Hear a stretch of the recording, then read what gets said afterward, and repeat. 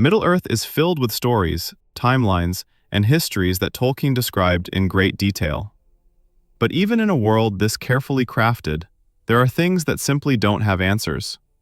Events no one can fully explain, beings that don't fit anywhere, and mysteries that remain open even after decades of study.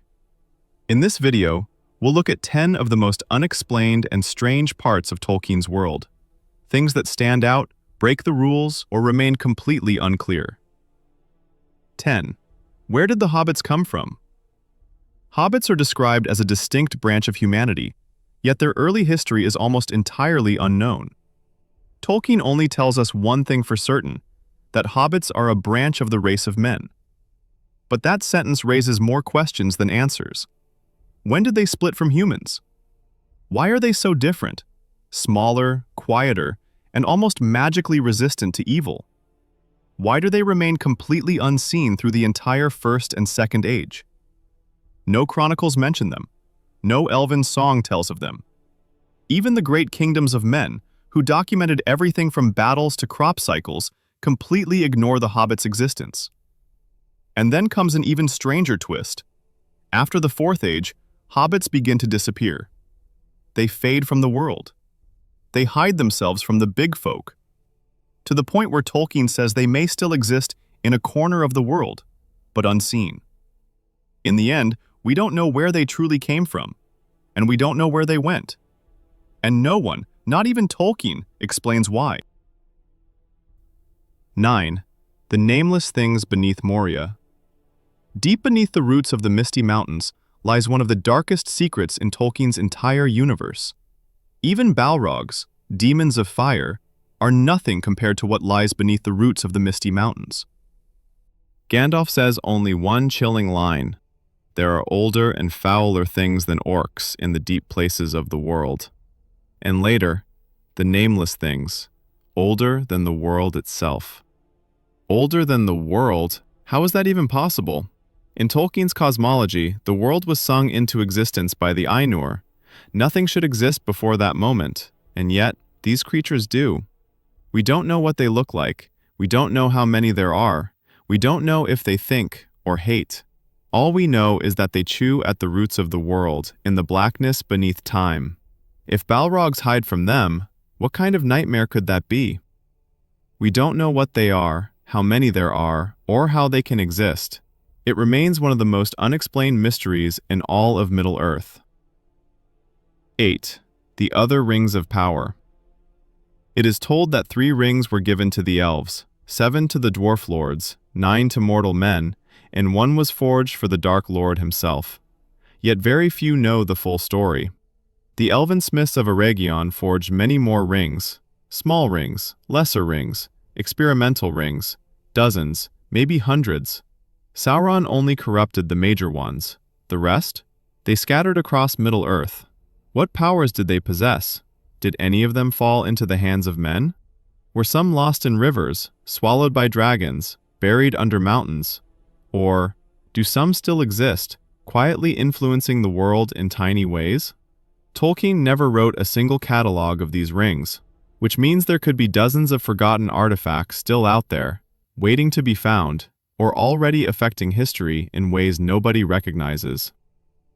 We don't know how many of these lesser rings were made, where they ended up, or what they might still be capable of. It remains an unresolved mystery in the history of Middle-earth. 7. What happened to the entwives?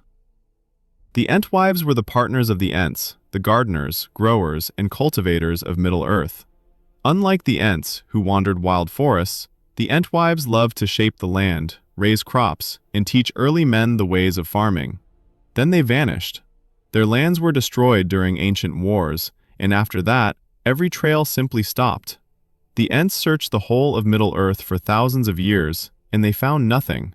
Not a garden, not a footprint, not a tree shaped in their style. Nothing. Even Treebeard, who remembers the First Age, admits, we lost the entwives. Not they died, not they left, just lost. Tolkien later wrote that he genuinely did not know their fate. He left it deliberately unresolved. A whole race of ancient, wise forest spirits, gone without a trace.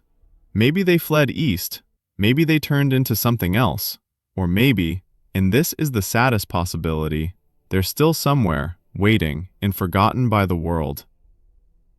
6. The Two Lives of Glorfindel.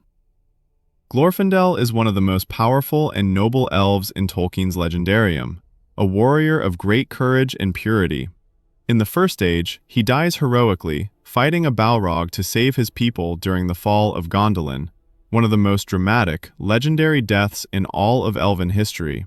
But thousands of years later, he appears again in The Lord of the Rings. Same name, same soul, same identity. Elves can be reincarnated, but they are supposed to stay in Valinor afterward. They do not return to Middle-earth. Glorfindel is the only exception.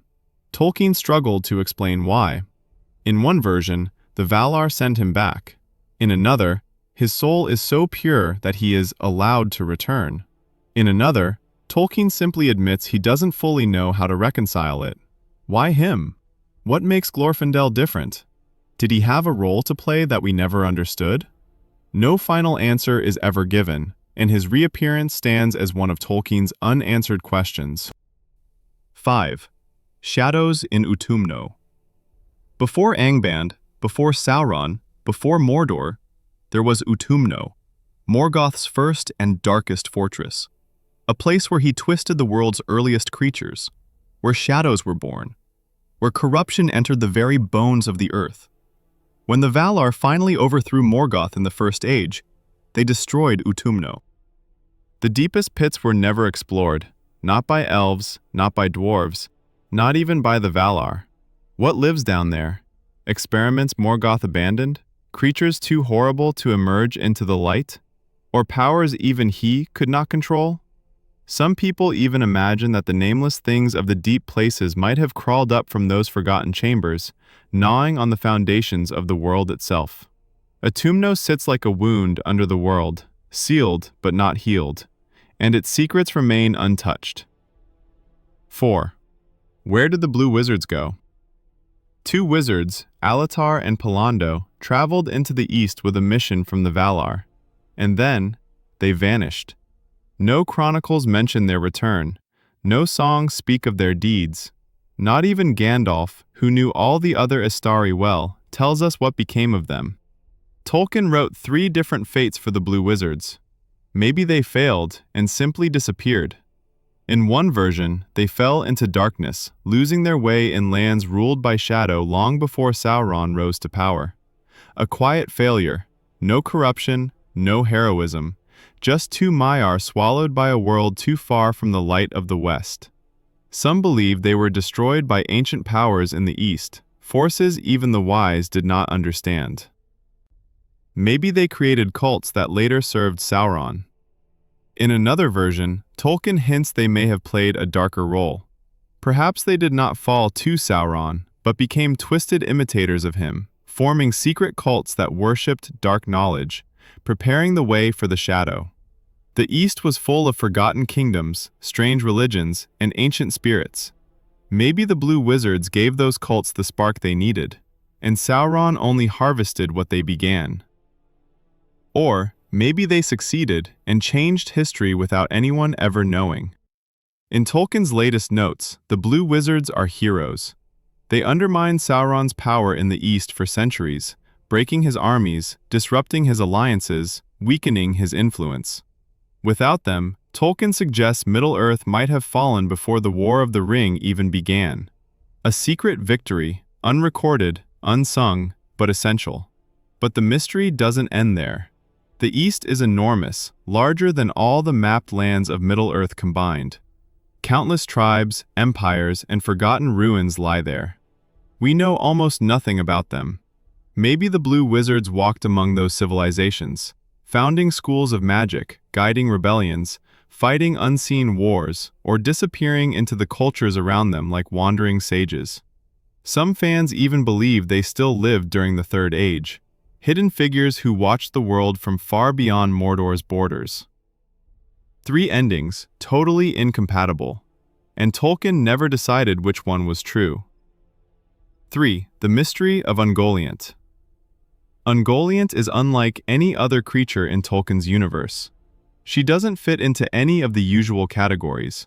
She isn't a Maya because she feels too alien and disconnected from the designs of the Valar. She isn't one of the Valar either, not counted among their order or their authority. She's not elf, not beast in the normal sense, and not a simple spirit tied to the world. Tolkien describes her as the darkness made visible, a being that devours light itself. When she joins Morgoth in the darkening of Valinor, she doesn't just hide the two trees, she drinks their light until nothing remains. She spins webs of pure unlight, a darkness so absolute that even the eyes of the Valar cannot pierce it. She is not just a giant spider. The spider form is more like a shape that barely contains what she really is, a void that hungers endlessly. What makes her even more disturbing is that Morgoth fears her. At one point, after she has helped him, she turns on him and tries to consume him too. He has to call on his Balrogs to save him from his own ally. That moment tells us a lot. Even the greatest Dark Lord in Tolkien's world cannot fully control what he has summoned. Ungoliant is said to come from somewhere outside the world, not created by the music of the Ainur, not bound by the normal laws of Arda. Tolkien never explains her true origin, and that's what makes her feel like pure cosmic horror. A presence that doesn't belong to the story as the rest of it is written. A shadow from beyond the edges of the map that even the dark powers cannot truly master. 2. What happens at the end? Dagarath. Dagarath is the prophecy of the final battle, the ultimate end of days in Tolkien's world. According to the legend, Morgoth will one day return from the void, the sun and moon will fall, and the last battle will be fought. Feanor is said to come forth to reclaim and break the Silmarils, and through their light, the world will be remade. That is the outline of the myth, but Tolkien never finished the details. It's not clear who survives this final battle, whether Arda truly ends, or if evil is destroyed once and for all. Tolkien kept revising the prophecy throughout his life. Some versions remove the event entirely, while others suggest that men have a future beyond anything the elves can foresee. Because of these contradictions, Dagarath remains one of the most uncertain and unexplained parts of the entire legendarium, the last great question about how Middle-earth's story is meant to truly end. 1. Who, or what, is Tom Bombadil? Tom Bombadil is arguably the greatest mystery Tolkien ever created. He doesn't just bend the rules of Middle-earth, he ignores them completely. The One Ring, which corrupts kings, wraiths, and even begins to wear down Frodo and Gandalf, has absolutely no effect on him. He puts it on, plays with it, makes it disappear and reappear, and yet he never turns invisible, never feels its pull, and never shows the slightest sign of being tempted. To everyone else, the ring is a burden. To Tom, it's just a toy. He also sees the world in a way nobody else does. While elves and men talk about doom, destiny, and the shadow, Tom lives entirely in the present. He doesn't seem interested in power, prophecy, or the great wars of the age. The trees, the hills, the river, that is his world. He laughs when others are afraid. He rescues the hobbits as if the horrors that terrify them are nothing more than small inconveniences in his own backyard. Tolkien hints that Tom is older than almost everything, older than the elves, older than the forests, older even than the first raindrop and the first acorn. He has no recorded beginning and no known end. He doesn't fit into any race. He's not an elf, not a man, not a dwarf, not Maya, not Valar. When fans kept asking who or what Tom Bombadil really is, Tolkien finally answered with a single line. Tom Bombadil is a mystery, and he refused to give a definitive explanation. Over the years, readers have tried to fill the gap. Some argue he's a Maya, like Gandalf or Sauron. Others think he is the spirit of nature itself, the living heart of Middle-earth. A few even suggest he could be some kind of direct expression of the creator, Eru Ilúvatar. But Tolkien personally dismissed these attempts, saying that Tom is not an allegory, not a riddle to be solved in that way. So Tom Bombadil remains completely unique, a character who is not meant to be classified or neatly placed inside Tolkien's own system. He simply is, and that's what makes him the ultimate, unbroken mystery of Middle-earth. If you'd like to dive deeper into Tom Bombadil, watch this video where I explore his true nature in detail. Thank you for watching, and if you want more tales from Middle-earth, join us and subscribe so you don't miss the next story. Until next time.